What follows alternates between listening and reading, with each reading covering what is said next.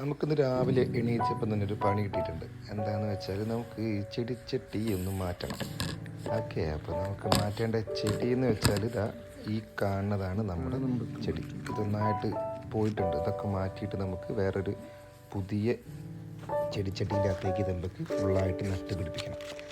Okay, ഇന്ന് രാവിലെ എണീച്ച് അമ്മ ചോറും ചായയും തന്നിട്ടില്ല, ജോലി നോക്കണമെന്നൊക്കെ പറഞ്ഞിട്ട് ജോലീൻ്റെ കാര്യമൊക്കെ സെറ്റാക്കി നോക്കിയിരിക്കുകയാണ്. അപ്പോൾ നമ്മൾ എടുത്ത് മാറ്റി വെച്ചിട്ടുണ്ട്. ഇതാണ് നമ്മുടെ ചെടി.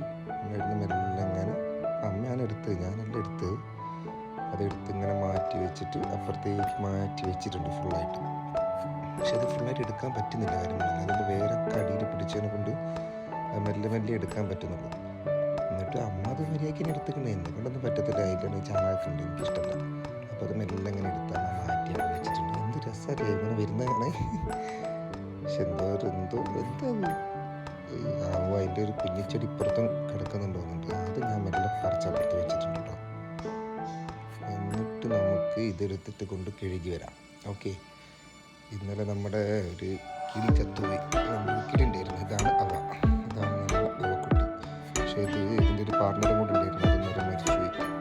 ഇന്ന് രാവിലെ കുഴിച്ചിട്ട് ഭയങ്കര സങ്കടമായിരുന്നു. അച്ഛൻ രാവിലെ എണീറ്റ് നോക്കുമ്പോൾ ഇതില്ല, കച്ചടി കുഴിച്ചിടാം.